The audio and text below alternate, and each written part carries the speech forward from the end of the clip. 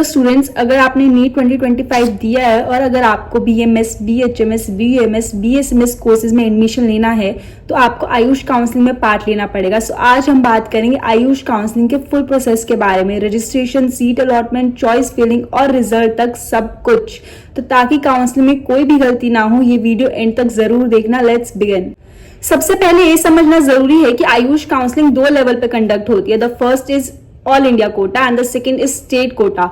All India quota जिसमें 15% seat reserved होती है, like national institute, central universities and deemed to be universities इसमें included होती है। इसमें 15% सीट्स रिजर्व्ड होती है। AACCC की वेबसाइट कंडक्ट होती है। And the second is state Kota. State quota में क्या होता है, 85% सीट रिजर्व्ड होती है। ये हर स्टेट अपनी काउंसलिंग करवाता है। लाइक यूपी की अगर होगी तो यूपी आयुष काउंसलिंग अपनी खुद स्टेट करवाएगा। इसमें 85% सीट रिजर्व्ड होती है और इसमें सारी स्टेट यूनिवर्सिटीज आती है। सबसे पहले आता है रजिस्ट्रेशन का प्रोसेस। तो आपको AACCC की वेबसाइट पे जाके रजिस्ट्रेशन करनी है। ये आयुष की ऑफिशियल वेबसाइट है, वहीं जाके आपको रजिस्ट्रेशन करनी है। वहां जाके सबसे पहले मोस्ट इंपॉर्टेंटली आपको अपना नाम, अपनी सारी डिटेल्स, ईमेल आईडी सब कुछ वैलिड डालना है, क्योंकि उसी पे आपकी सारी नोटिफिकेशन आएगी। वो डालने के बाद आपको करनी है रजिस्ट्रेशन, जिसमें आपका 1000 फीस होएगी गवर्नमेंट कॉलेजेस के लिए एंड 5000 फीस होएगी प्राइवेट कॉलेजेस के लिए। ये आपकी रजिस्ट्रेशन फीस होएगी। उसी में आपको सिक्योरिटी फीस भी डिपॉजिट करनी है, जो आपकी रिफंडेबल होती है। अगर आप गवर्नमेंट कॉलेज के लिए पार्ट लेने वाले हो तो आपकी 10,000 फीस होगी एंड अगर आप कोई भी प्राइवेट कॉलेज के लिए पार्ट लेने वाले हो तो आपकी 50,000 फीस होगी। बट ये आपकी रिफंडेबल होती है एडमिशन के बाद। रजिस्ट्रेशन के बाद आता है चॉइस फिलिंग एंड लॉकिंग। ये सबसे मोस्ट इंपॉर्टेंट स्टेप है। इसमें आपको अपने प्रायोरिटी वाइज अपने कॉलेजेस सेलेक्ट करने होते हैं एंड उसी के अकॉर्डिंग आपको चॉइस फिलिंग करनी होती है। तो ये आप डेडलाइन से पहले कर देना, वरना सिस्टम ऑटोमेटिकली जो आपने लास्ट चॉइस फिल करी होगी अपने कॉलेजेस की, वही उठा के वो सेलेक्ट कर देगा।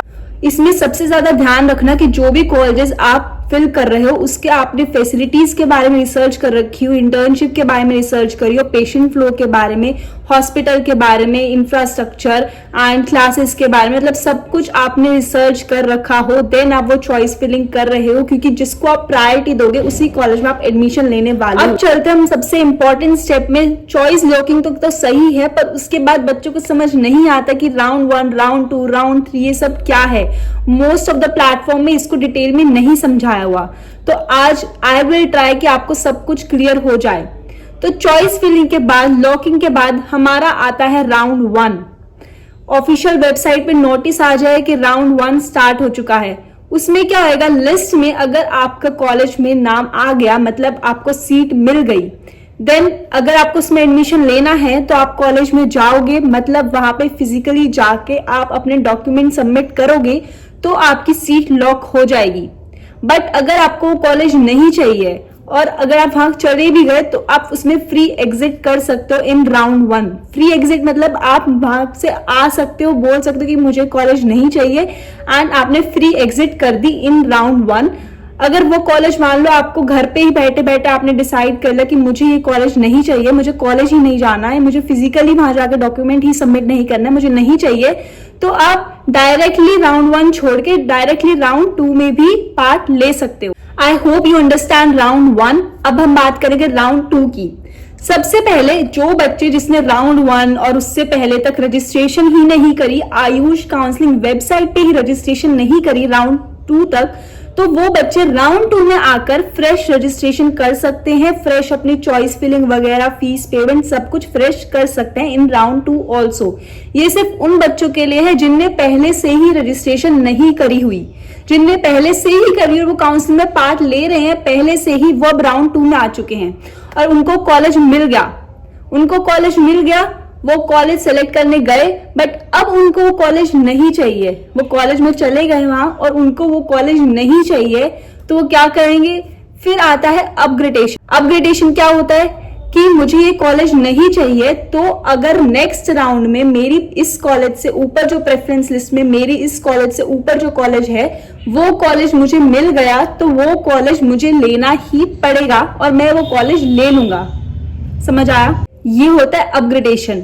और जो कॉलेज में ही नहीं गया, जिसने वहां जाके फिजिकली ही वहां नहीं दिखाया, वो तो डायरेक्टली राउंड 3 में पार्ट ले सकता है।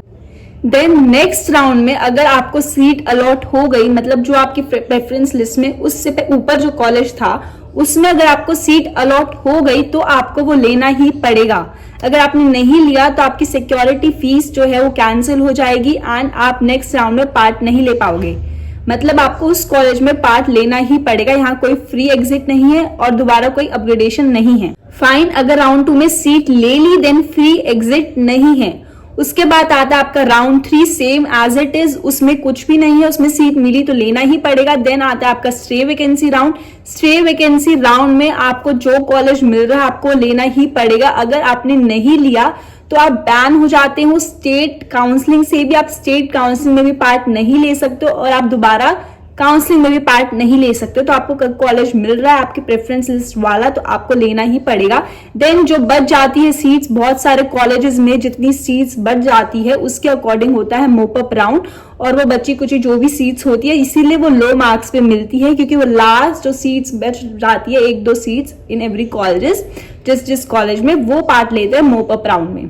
कुछ बातों का ध्यान रखना काउंसलिंग करते टाइम की लास्ट डेट तक वेट मत करना रजिस्टर करने के लिए, क्योंकि बाद में वेबसाइट पे कुछ दिक्कत आ गया कुछ भी, तो लास्ट डेट तक वेट मत करना, अपने पहले ही रजिस्टर कर देना। कॉलेज प्रेफरेंस लिस्ट डालते टाइम कॉलेज का सब कुछ चेक करके रखना, infrastructure and everything. Choice filling बहुत ध्यान से करना because choice filling is everything.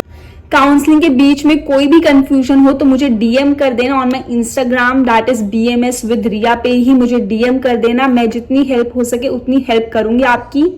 Ayush counselling पे जितने अच्छे से आप हर स्टेप चलोगे उतने ही चांसेस आपके इंक्रीज हो जाएंगे आपको कॉलेज मिलने। अब मैं आपको कुछ चीज समझा देती हूँ। अगर आपको अपनी सीट लॉक करनी होती है तो उस राउंड में अगर आपकी लिस्ट आ जाए, उसमें आपका नाम आ जाए, देन आपको कॉलेज में जाके फिजिकली रिपोर्ट करना होता है। वहां सारे रियल डॉक्यूमेंट्स वेरीफाई करवाने होते हैं, सबमिट करवाने होते हैं एंड आपको वहां पे अपनी फीस भी सबमिट करवानी होती है। फिजिकली जाके रिपोर्ट करना इज कंपलसरी। देन आता है उन बच्चों के लिए जो सोचते हैं कि स्टेट काउंसलिंग कैसे होती है, देन स्टेट कोटा में कैसे काउंसलिंग ले। स्टेट काउंसलिंग भी सेम एज इट इज होती है, बस उनके पोर्टल अलग होते हैं। मतलब आप जिस स्टेट के हो, आप हरियाणा से हो तो हरियाणा का अलग पोर्टल है, उसमें जाके आपको रजिस्टर करना है। यूपी को अलग करना है, यूपी आयुष काउंसलिंग के नाम से है। MP का अलग है, महाराष्ट्र का अलग है। हर स्टेट का अपना आयुष काउंसलिंग का पोर्टल है, वहां जाके आपको रजिस्टर करना है एंड ऐसे ही प्रोसेस से वहां भी काउंसलिंग होती है। अब बात करते हैं अपने कौन कौन से डॉक्यूमेंट रेडी रखना काउंसलिंग से पहले। NEET 25 admit card, NEET 25 score card या फिर rank letter, 10th marksheet with certificate, 12th marksheet, Aadhaar card, passport size photograph 6 to 8 copies अपनी रेडी रखना। Domicile certificate, caste certificate, OBC WS जिस भी कैटेगरी को अपने कास्ट सर्टिफिकेट रेडी रखना। Domicile अगर स्टेट काउंसलिंग में पार्ट लेना है तो डोमिसाइल रेडी रखना।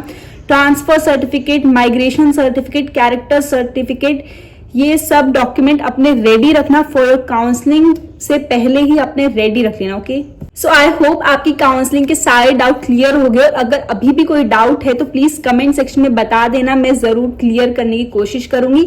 अगर आपके वीडियो अच्छी लगी हो, थोड़ी सी भी हेल्पफुल लगी हो तो please like, share and subscribe to my channel. Let's meet in next video.